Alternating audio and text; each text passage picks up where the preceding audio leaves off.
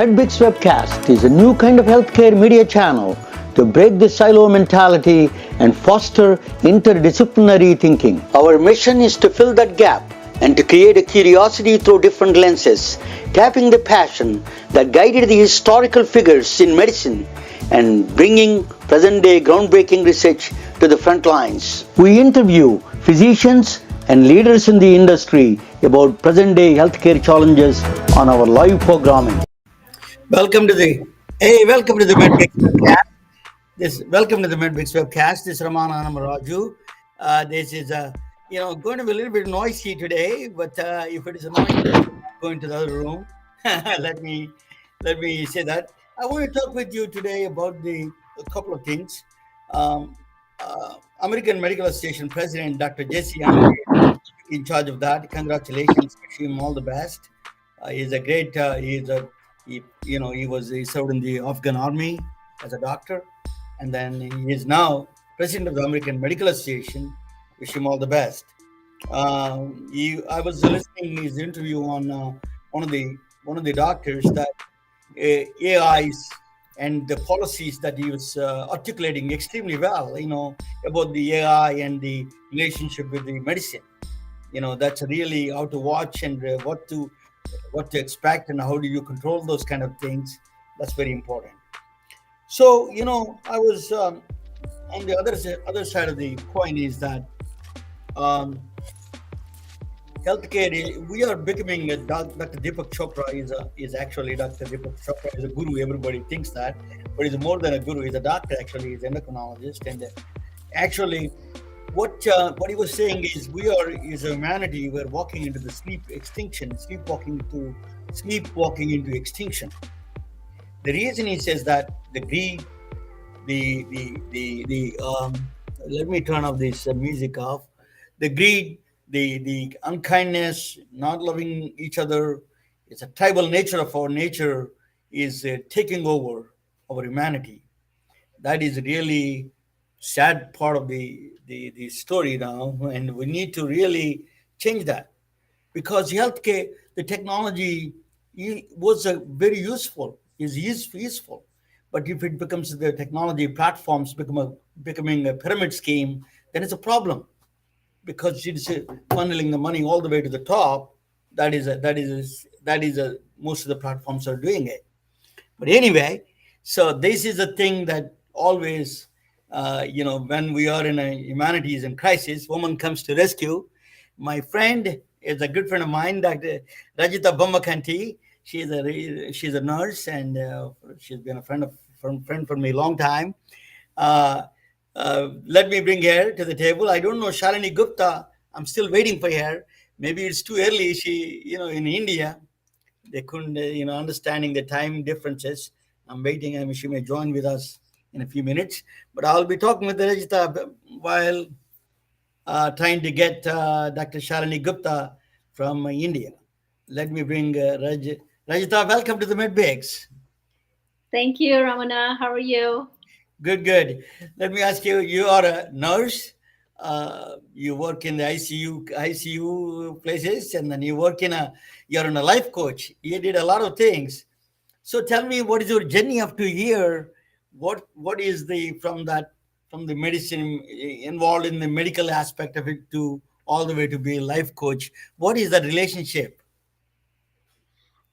So I have been a nurse for over 30 years, and I have worked in several different specialties. As I was working with patients, I got into nursing thinking that I'm there to help my patients get better, and they will be healthier after that. But in my journey, I have seen them coming back with the same issues. Sometimes some other issues they don't understand, and then in the healthcare system, when they come back, we label them they're non-compliant. And I thought I am in this of service business to helping patients get better, but I was not seeing that. It's like a vicious cycle. They have been coming back. That's when I kind of did some research and all that. That's where I found, okay, there is a way to help help the patients. And also, I came from a family of, long chronic diseases and all that. And I did not want to continue that into my life. I do not want to pass that on. So that's when I adopted healthy living, which holistic way that I practice, and eating more plants, being kind, loving. It's a process. It's not an easy thing, forgiving, breath work, meditation, and all of that. So that's where I am in right now. And I do work at the hospital as a case manager. And my passion is helping people living a healthier and a happier life. I am national board certified health and wellness coach, and I coach them, in living how they can live a healthier and a happier life. So that way they are content and really redefining what success is. And most of us think success is earning lots of money, getting uh, high-end job, being a CEO, or buying a luxury car, right? But even after all that, inside within, they're not satisfied. It's like you could have tons of money, but you're not satisfied inside. What's wrong with that? So, is that really a true success? That's what we need to reflect on. So, coming from inside out, getting to know our inner self, and then having that love within you and towards you, and that's how then we can spread it. At first it starts with us, and then we spread it to everybody else around us. So that's where I want to help make a difference in people's lives, in helping them adopt those healthy. Rajita, Rajita, across the world, including the United States and across the world, we have a big crisis facing after the post-pandemic, which is the mental health issues all over the world. What is either it could be physiological, psychosomatic, whatever the reasons are, we have a huge problem in the mental health issues. How do we think that what are the solutions for this humanity for this facing a mass scale mental health problems? um, That is true. It's very sad to see, so much, especially since the pandemic. We have seen that quite a bit. Um, I think one of the things is, social media, right? We are constantly glued on to all these different platforms, and on social media, people come off looking all kinds of prettier self and all, and that's how others relate. The younger generation relate to that. They think that's their real life. They don't know what's behind that, and depending on those likes, chasing after something that is that's not real. That's not real what they're chasing after. And then the food that we eat, it's all boxed up, sugary, processed food that affects our mental health. um, you know these are different things, and we are constantly in competition with each other. It's like competing. It's like, okay, you don't have to compete, right? We can still be cordial with each other, and live a better life. But that's not the way of life nowadays. So it's a different, it's a multi-pronged thing that goes on with this approach. The mental health system, it's not just one or the other, and the environment that we live in. So these are several things. At least, start off with one thing: having a relationships. That's another thing. Nowadays, how many times do we really pick up a phone and call nowadays? With the phone being, you're constantly texting. You're not seeing each other. There's no, that building of the relationship is not there. Connecting with others. We humans love connection. That Rajita, yeah, Rajita, just I wanted to, sorry to interrupt you, but I want to talk with you one thing that you mentioned, competition. Competition is a survival survival of the fittest. That is a central theme of the United States entrepreneurship. But that is really affecting negatively in all the entire world. That is not only in this country, it is passing to other countries now. That is a challenge that we have to address at the highest policy level, at the governmental level, at the policy level. We have to address that issue. We're not doing that enough. People like you definitely making some points, bringing the to the front to this conversation. So, what do you think of that? What we need to do, and people like you should be more active in this kind of a competition. Is not the it should not be the driving force of life. It is just it is a tool rather than a driving force of the life itself. So, what do you think of how do you solve that problem? Well, it's all about understanding, right? I mean, competition, yes, we can have the competition, but not at the cost of, oh, somebody else has to fail in order for me to succeed. That's not the way of life, because we want everybody to be successful. But it's the way we have been programmed since we were young, how our environment surroundings is. So it's the shift that we have to make, our thought process, shifting that. So again, it is a process. People might say that, oh, it's so easy for her to say that. It is easy to say, but it takes time. But first thing is having that intention to make a change and having that awareness whenever, because we have been programmed over the years and it comes automatically.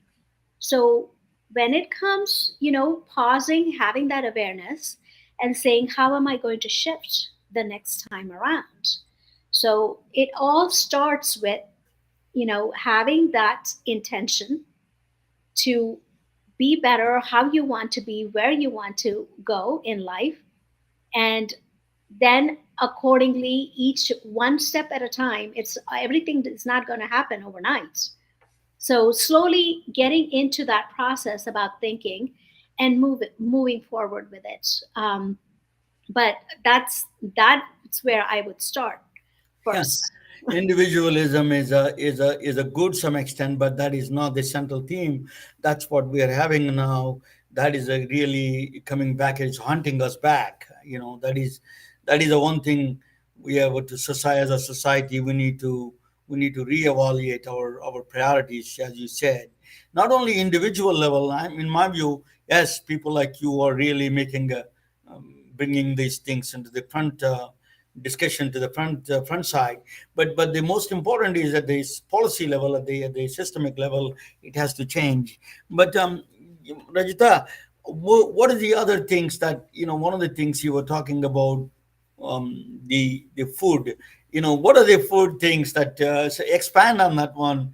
What kind of foods we should eat, and a little bit educate us. Well, we have a body of research on whole food plant-based diets. Eating foods that are close to natural as possible, eating more vegetables, fruits, whole grains, right? All of beans, legumes. These are all natural products. We can have them without adding tons of oil, butter, salt. All these are that attracts us, right? That's what the boxed stuff is about. That those are all processed foods. But why not cook at home? Include your family, have a little garden in the backyard. If not, just get local food and enjoy cooking with the family, and everybody sit down and eat together. Those are that type of food is more satiating, and also it will dial down a lot of your chronic conditions. So I And have, I have a doctor friend here, and she says that she invites neighbors every Saturday and have a dinner with them, and she cooks for them and dinner with them, and it's really therapeutic. It's a very good point you made. Really, that is sharing that food and eating all together makes a big difference in the way of communal living in that process. We're not just living by ourselves in the islands. You mentioned that. Yeah, that's a very good point you made it. What about the, so now we talk about food, now we talk about mental health. It is what we should do to improve our mental abilities and mental health, and then depression and all those things. So how do you how do you deal with that kind of situations? Um, Again, with the mental health, this is all the different components. Exercise is also a big thing. Movement. You don't have to go to a gym to get this membership. Any type of movement, whatever you enjoy, going out in nature, enjoying the nature and moving, that really helps you. Your mood will be uplifted. Do it first thing in the morning, and then just see how your day will flow. That those These are those simple practices that you can do that will uplift your mood. And also, if as you're going in traffic, if somebody is trying to get into the lane in front of you, let them go. You don't have to be um, you know cut that person out or use bad language. Just let them go, and then as you do this process, you just will feel so peaceful within. These are all different practices that will help. And meditation, we have so much of evidence on that.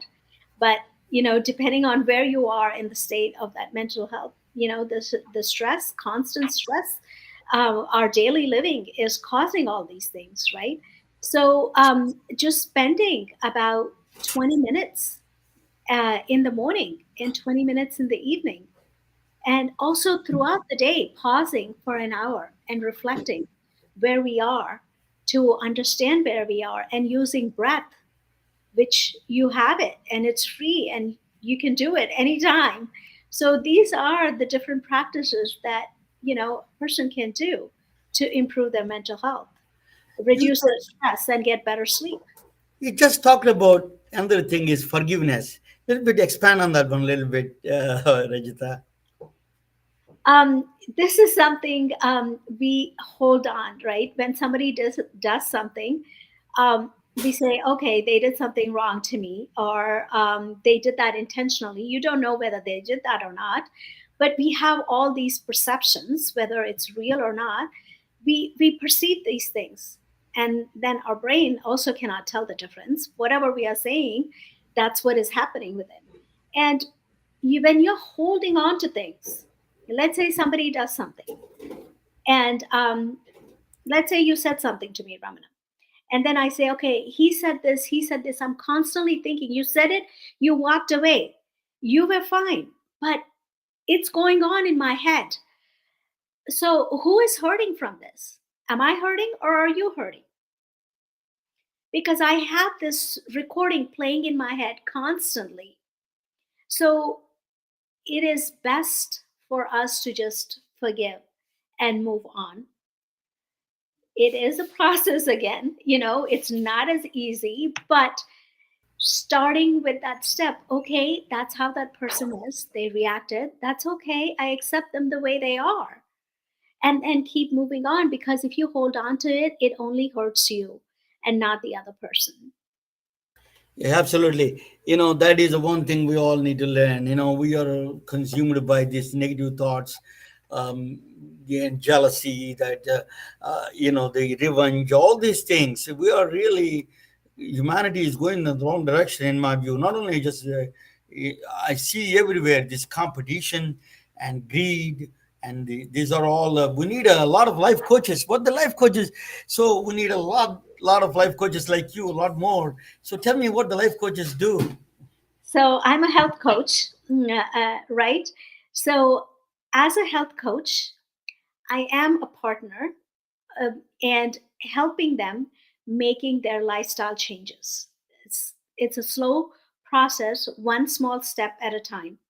Guiding them, I'm their accountability partner, and coaching them through the process as they are changing one habit at a time.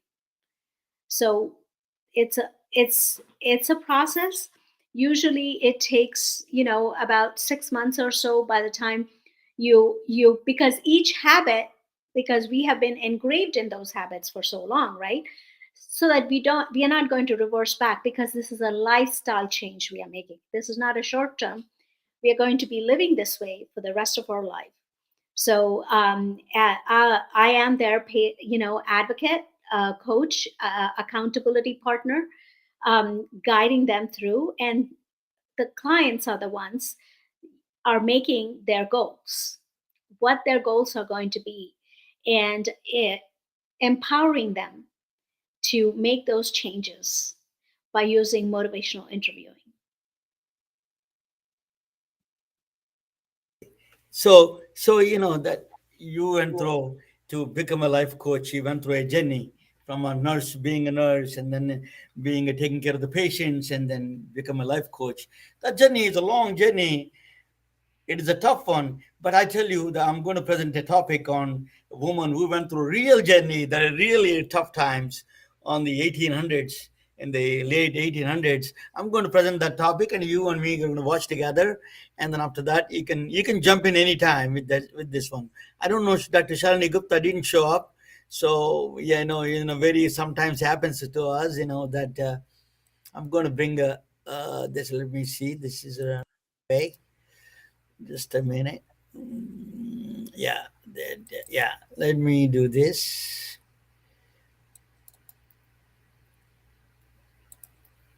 Yeah, sorry about that. Yeah, okay. Now I'm going to talk about 19 to 29-year-old three women. They made an extraordinary journey in 1800s, late 1800s, to come to United States.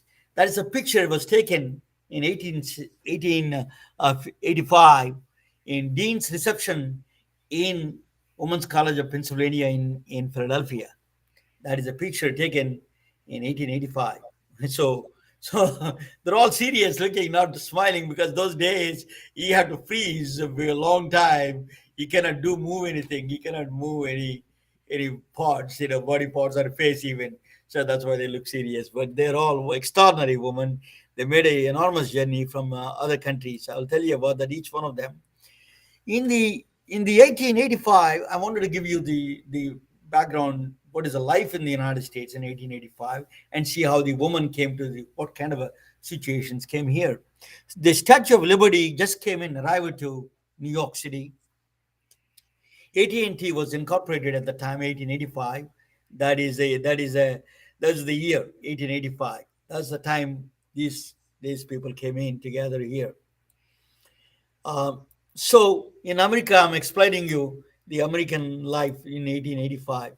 Here is a transportation is still horse buggies. You know that there is no automobiles. We can't imagine a life without a phone, without automobiles, without car. This is the life that with the horse buggies. And the slavery just ended at the 200 years. That is just the 20 years after the slavery ended officially. That is the year 1885. There's no indoor plumbing. Woman has to go outside, but they're all natural calls. That's the kind of a thing that in the 1885 the United States was. So Thomas Edison was a young man. He was the one invented, Thomas Edison bulb, as you know. He was the laying down the first electric lines in the New Rochelle, New Jersey. First electric lines. He was doing that in 1885. That is a place where this next to the diseases actually in 1885 are like now the tropical countries and other countries, third world countries, go through cholera, typhus, malaria, yellow fever, whooping cough, and tuberculosis. These are the common diseases in 1885. The National Board of Health, there's a National Institute of Health, used to be National Board of Health. That's 1879 to 1883. 1883, they closed it and they opened National Institute of Health. I think it started at that time. So during the before that, it used to be called the National Board of Health. After that, these are the diseases and the common diseases. So what the medications available in 1883 and 1885 is opium. They're giving opium for the pains, morphine and cocaine. Can you believe that? These are the medications for the pain. Fever, antipyretics, that's that a willow bark, that willow bark is some You can see in the pictures there, they look like cinnamon sticks. That's kind of looks like that. They're giving a is for the fever. For the skin, camphor is a common medicine. They used to prescribe the camphor for the skin disease, skin problems. So medications in 1885 is Johnson and Johnson came up with a Medicaid first band-aids. They came out, that's a band-aid in the left side. You see that? So I remember even in India at the time when I was a kid, that is a band-aid used to come that way. Uh, so it's not that far India was, catching up at the time to 1885. Yeah. So those are the medications in 1885. So the first college, Women's College of Pennsylvania, was Dr. Ann Preston started it in Philadelphia. Now it's actually, if you go to, I used to go to Philadelphia then now quite a bit up to see friends. Walnut Street is just exactly looks like that right now. It still looks as it retained the same look, surprisingly. So they started a first women's college in Pennsylvania. Is the first women's college is in the medical college is in Philadelphia. Now that it's a Drexel campus actually. Is a part of the Drexel campus. Dr. Ann Preston was a dean in 1885. So the woman Anandi Joshi, she's from India. She was born in 1865. She made a journey from Pune, India. She's from Maharashtrian. She made a journey to United States to study medicine. She is the first woman who really to get a MD from United States. The next one is Sabat Islambali. She's a Kurdish Jewish woman born in 1867, and she's from Damascus, Syria. She made a journey to United States to study MD medicine. She is the third one he is born in 1859. So she is the oldest one among all of them. You know, so the Sabat and Anandi are very close to the age, but she is the oldest probably. So she is born in 1859. Ki Wakami, she is born in Tokyo, Japan. Kai Wakami, these three women came same time, more or less same time, to the United States to study medicine. They enrolled in the University of Pennsylvania, the Women's College of Pennsylvania. They enrolled in that. The life in Women's Medical College of Pennsylvania is interesting during that time. So they're the same. If you, I don't know whether you can read that classes are. They're all same. Physiology, anatomy, cleanly sanitation, and all those things. The hygiene. All these classes they were offering. Materia medica, they call it is a pharmacology.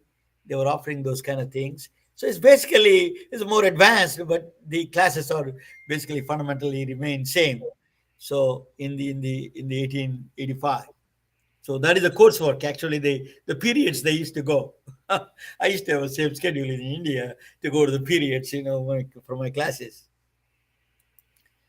But the next one that is the life of women's medical college. There, all the girls, young girls, they're having a fun. That they're all is like living in a dorms. Uh, so they used to have fun with the skeletons. As the picture was taken. In fact, it's interesting. They were not scared of. So they're having a good time with the skeletons and bones. So there was a debate going on. 1794, the first C-section was performed here by a doctor on his wife. There was no anesthesia, there no sterile equipment. Their instruments are not there. So they performed in 1794 in his log cabin on his wife, Elizabeth. Her name, I think I forgot his name of the doctor that he did in 1794. That's first C-section was done. But there is a lot of debate. A lot of religious people said that that's not a natural order. That's not the natural way of giving a birth. And also, there's a lot of risk because of the anesthesia. There is no anesthesia.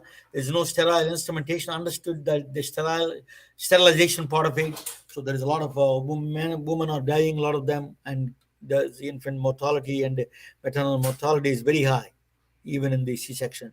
But there was a lot of debate. So During the time, Ananda Joshi wrote a thesis on on the Ayurveda. In fact, she did very interesting. She was a prolific writer. She was writing in Marathi and English. She was a perfect English writer. I was surprised how good she was writing. She has written this one about the Ayurveda as the importance of obstetrics can be measure I cannot see much, measure only by the value of life and health, and both being of paramount importance and consequence, it is a deserving of a most careful study. She's saying that most important is you got to be very careful when you're making the decisions about life. This is a very paramount importance. Somebody is giving a life to them. So she was talking about Ayurveda, and then she was giving the importance to Ayurveda. Very interesting. She accepted the Western medicine. Same time, she did not, give up on the Ayurveda, the fundamentals of the basics of Ayurveda. Ayurveda is a medicine, traditional medicine in India. They all three end MD. We don't know what is the. I think Okami wrote the thesis on the Japanese children, the diseases among the Japanese children, and then we don't know much about Sabat Sambali. We don't know what she wrote, but we don't know much about them. A lot of them. Only Ananda Joshi we know a lot about her. Wakami was lived a long time. She was she was 82. She lived a long time. So Ananda Joshi, she had a tuberculosis. She went to the New England Hospital for externship, but she was extremely sick, and she moved back to Pune, at the last stages of her life. She died immediately after going back to India. She died. She was at the age of 25. She died. She was stuck with tuberculosis, and she went back to Pune and died. She said that she could do everything that she could do. I have done I've done all that I could do. She said what she said. She traveled by ship, came to the United States, got MD, and then tried to do externship, and then she went back to see that kind of a thing. So she went through a journey, a true journey of life. Then next is Sabat is Islambuli. She gained a MD, and then she went back to Damascus, Syria, to practice medicine. Then she got married and then moved to Cairo, Egypt. So she was a very prominent woman. She did a lot of. She was a, in Egyptian in Syria. She was a union of the woman. She's a member of the union. She was a strong feminist, and she was fighting for the rights of the woman in Syria, in Cairo, in Egypt. She died in 1941. She died 74 at the age of 74, I think. The Wakami is the one who lived the longest time. I mean, she was 82. She was in 1941. She died, and then she went back to. She lived in Chicago for a while. She did some training there, and then she practiced in medicine in this country a little bit, and then she went back to Tokyo and studied. So all three women are basically, except the Anandi Joshi, rest of them took Christianity as a religion. But those countries are they're not, they're anti-Christian. A lot of them are. There's a lot of resentment among the public towards the Christianity at the time. So they face a lot of brutal discrimination in their own countries because their religious beliefs. They became Christians. That's one thing. The strong resentment came from the public. So Kai Wakami, she started a hospital. In fact, Jaiki Hospital in Tokyo, near Tokyo. She had her own hospital for a while, and then she was a very, she wrote a books, and she was a very prominent woman in Japan, but she was kind of faced a lot of discrimination because she was Japanese traditions. She was embraced the Christianity. That was a big problem for Japanese culture. Anandi Joshi kind of the Indian woman, Anandi Joshi, did something different. I will tell you about that. So we don't have the much written about them because of the resentment from the public. The Islambuli also Christian. She became a Christian in a Muslim country, but she's a Jewish and then she became a Christian. That was also resentful for the Slamboli. So these three women faced a lot of discrimination, except the Ananda Joshi, because these two women became Christians. They went back and they faced a kind of a resentment from their own communities. So Ananda Joshi, India, United States had a fascination for about India at the time because in India, England was ruling already 100 years past in India's rule, British rule in India. So they did more than 200 years. But that is Queen Victoria was the queen when Ananda Joshi was doing a MD in the United States. She wrote a letter to the Ananda Joshi. In fact, after graduation, Queen Victoria wrote a letter. She sent a telegram, I think, wrote a letter or telegram, I don't know exactly, but she did. She communicated with her, she gave her compliments. And then they were talking about tea. They are fascinating about tea and Indian jewelry, Indian saris. They were all fascinated by Bengali women. Calcutta was the capital at the time. So it was a big influence in the United States. Even though she lived only 25 years, they talked a lot about her biography. Was She was just lived 25 years, but the Indian culture was so, she was captivated. She spoke English very well. She is a prolific writer, Anandi Joshi. So a lot of people has written Caroline Dahl. She's a Washington D.C. socialite. She met Anandi Joshi and she wrote a biography on her. It's the life of Anandi Joshi. So it's very interesting. She was talking about how different she is from a Bengali woman, you know. So there's a fascination for United States, the America at the time about India, India's culture and all the civilization and all those things. So this Caroline Dahl is a very prominent socialite in Boston and Washington D.C. And she just actually hosted her for dinner at her house in Washington D.C. And she called all the socialites and were the top personalities. All the women came to see her sari and jewelry and everything. It was interesting. So Caroline Dahl is a writer, fiction writer, but this is a non-fiction she wrote. There's another one, the Professor Shara Ross Kapit. She wrote a thesis on the educating women and position of the world in 1883 to 1911. She wrote a lot about Ananda Joshi. She gave a glowing tribute to the Ananda Joshi, how she managed the East and West culture. She managed both of them very well. So she gave in her thesis. She wrote great things about Ananda Joshi, Dr. Joshi. The international students of the Women's Medical College of Pennsylvania. She wrote quite a bit about them in her thesis. Professor Shara. I interacted with her. I just interacted I communicated with her. She was gracious enough to talk with me. She agreed everything I said. She agreed that I am saying things that what she found out. So I want to verify, make sure that I do. Say the history present clear.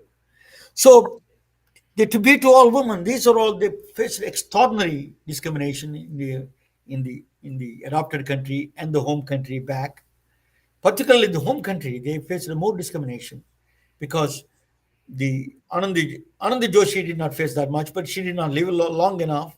But Islambali and the Okami faced quite a brutal discrimination back home because they're practicing they're devout Christians. They became devout Christians. It was a big problem for them, but they're strong women.